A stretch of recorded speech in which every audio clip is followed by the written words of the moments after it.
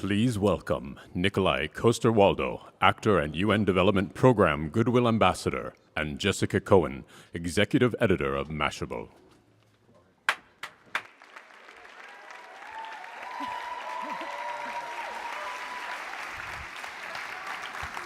Still hanging in there? I think that applause How was cool for was you. that echo or whatever that was? There's echo, right. Yeah. Yeah, she listens. And she played it safe with 25 a month. That could have gotten ugly. Good. That was a roll of the dice. So I know a few of you are not watching Game of Thrones. So just some background. It is a show about dragons. It's a comedy. It's a comedy about dragons. Romantic comedy. But it's also about families that have been at war with one another for generations. And in their blind obsession with power, they're ignoring the real threat, which is an army of the undead, or I guess an army of the dead, marching down to kill them all. Yes. And there is a very popular fan theory that this is all an allegory for climate change. The families stand in for international political posturing and maneuvering. Leaders. And, Right. And then you have, like, in the end of the last season, you finally had all the leaders get together. Right. And they all agreed that now we're going to get together, we're going to fight this threat. And then when they all left, the blonde-haired leader of the most powerful house said, no, I'm not going to be part of this. But the rest of them were like, well, too bad, we're going to go ahead anyway. Right. So Save the world. So who's But it has nothing to do with, I mean, if you think it's a fantasy. It's a fantasy, and regardless of the author's intent, what do you think about fans really glomming onto this? Well, it's not surprising. It's pretty.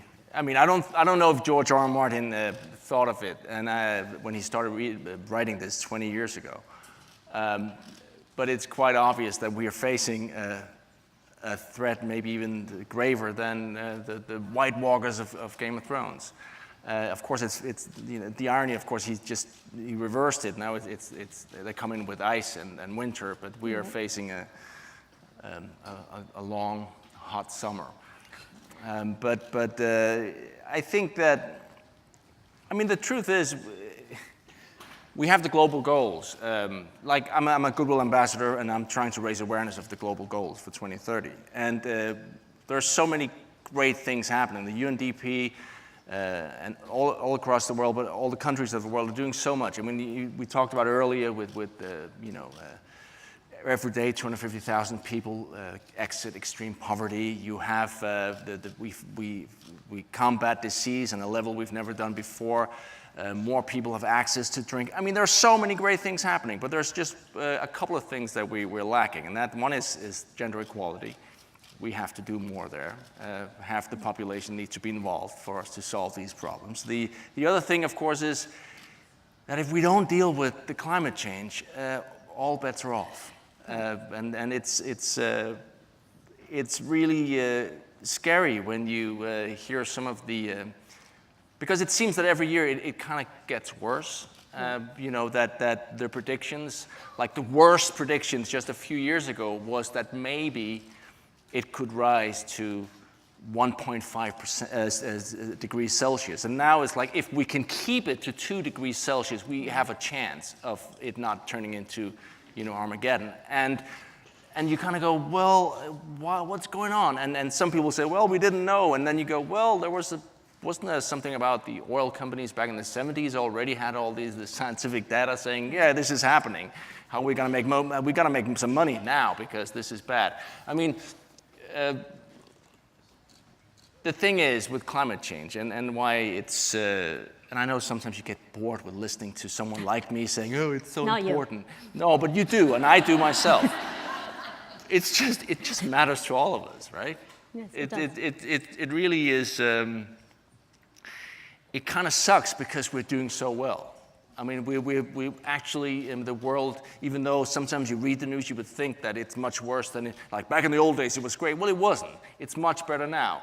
Less people in poverty. I mean, on all these parameters, we're doing really well. Right. But on this one thing, we dropped the ball, and we really have to pick it up. And we are. And that's the great thing about the Paris Agreement, is that suddenly, finally, the whole world came together, except for two maybe 3 countries.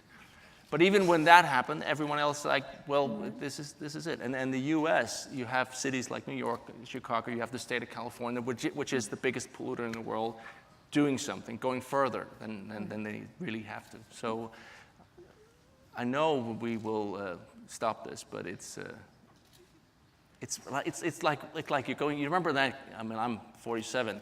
I remember at school having exams. For some reason, you had to hand in a paper. I always wait until the last minute. I think a lot of us do, and it's kind of the same thing with climate change. You wish we'd started like 20, 40, 50 years ago, but we kind of wait until the last minute. I'm talking a lot. I think that's why we're here, so it's okay. But climate change has touched your life personally in a couple of ways. On a professional level, you are filming in locations that have experienced extreme weather events, which we can connect to climate change. We've had wildfires outside of Dubrovnik. We've had a deadly heat wave in Spain this year. It's just weather. But it's true, it's just weather. That's the thing. And weather's always happened, and we've had wildfires, we've had the hurricanes, we've had all that. The thing is, it's happening a lot more, and it's going to get a lot worse. And that's the one thing that surprises me with where you go. Why is we get so much information all the time? Why is facts suddenly such an enemy? Why is it that when we can measure that the temperatures are rising, and like in the ocean, and we know that hurricanes, they feed of the temperature of the ocean, and the higher, the more powerful they get. Why don't we make it's like it's so basic. We got to do something about it.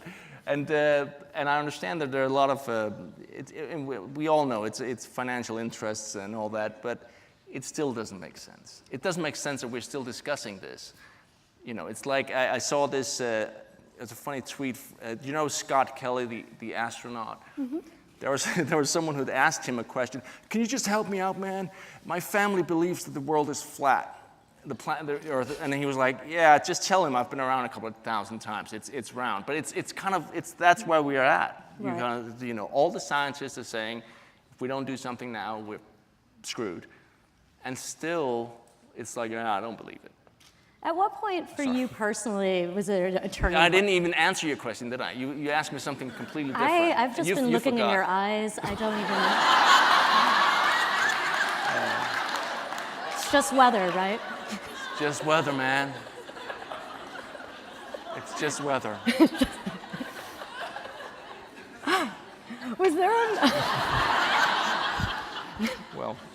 Was there a moment for you personally when you started to realize how, this is a serious subject, it is. When you realized how dire the situation is?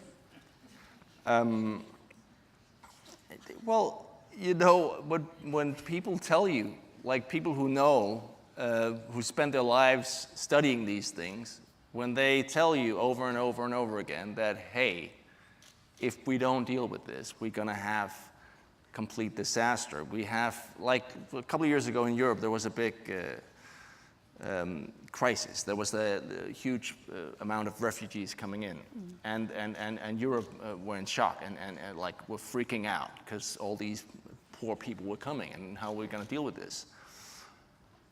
That was just a little taste of what will happen if we don't. I mean, there are the worst case projections, that's a difficult word, will be like 1 billion climate refugees by 2050. That's, of course, that's not going to happen, right? Because we're going to deal with this. But just imagine the world, we just have to do something. But let's talk about my eyes. Because it's funny, because I was telling the guys from UNDP, I said, I'd like to talk about the positives. And now I'm just talking about doomsday again. Because, because the thing is, there are so many great things happening. I've said it before, but the climate change you cannot underestimate how important it is. All right, let's talk about something positive. Yes. Which is that your wife is from Greenland.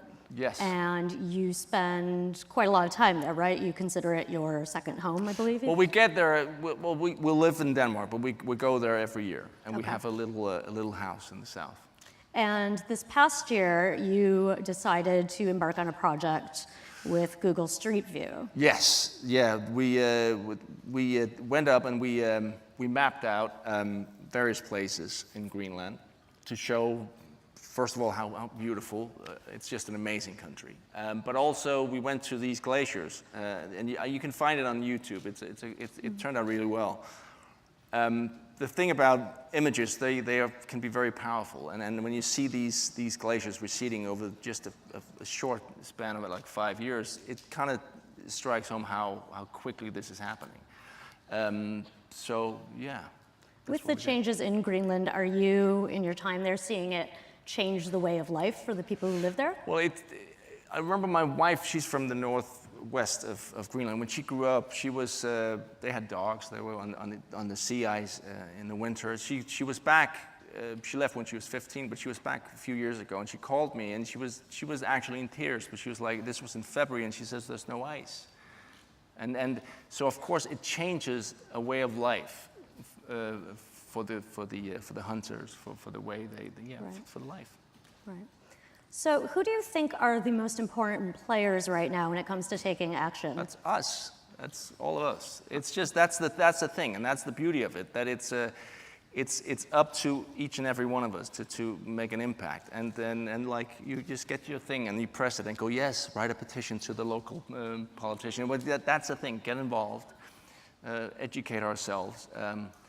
And because it is, we can definitely deal with this, but we have to do something, each and every one of us. What would you suggest in order for us to convey the urgency of the situation? Because the effects of climate change, we have extreme weather, but we've always had extreme weather, as you point out, more frequently, sure, but the truly devastating consequences, we're not going to see them tomorrow, we're not going to see them a week from now. They are in the distant future. They're just as dire, but they're down the road. So how do we convey just how urgent this situation is? Well,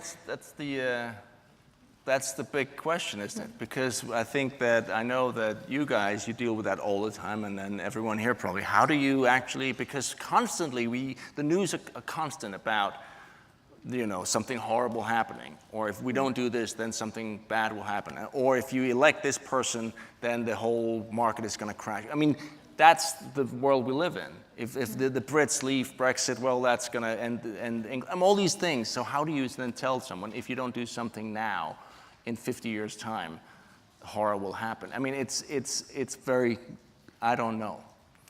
I don't know. I just think you have to repeat it. And then I think images are powerful.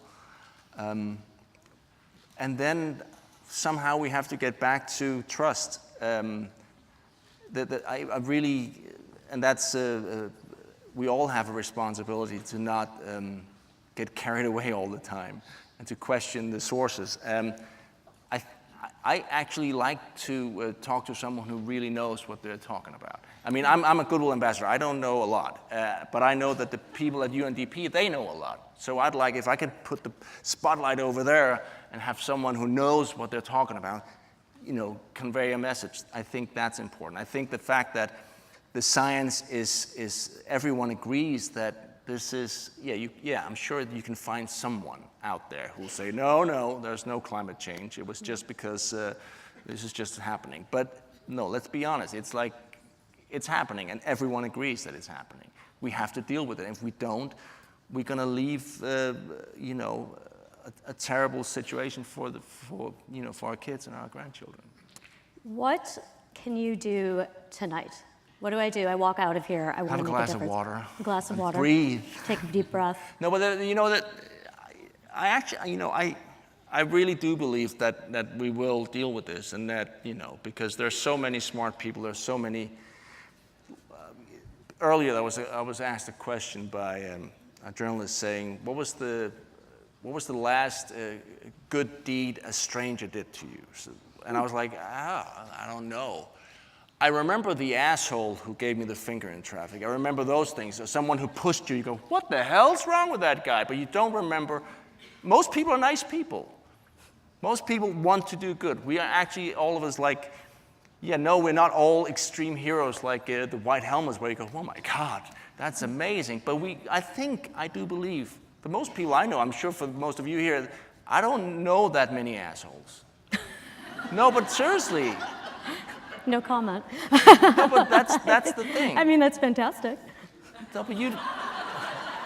All right, no, it is. We'll talk about this later. Yes, you have issues, but no. But seriously, I do believe that's why I'm very optimistic, and I do, you know, I think it's about information. It's about getting the word out, and just keep hammering it, you know, until people get blue in the face. I mean, that it's so important, and there is no alternative. But I'm very, you know, very optimistic. All right, that sounds great. Thank you so much Thank for coming you. today and taking the time to speak with us. Thank you. Thank you. Thank you. Thank you.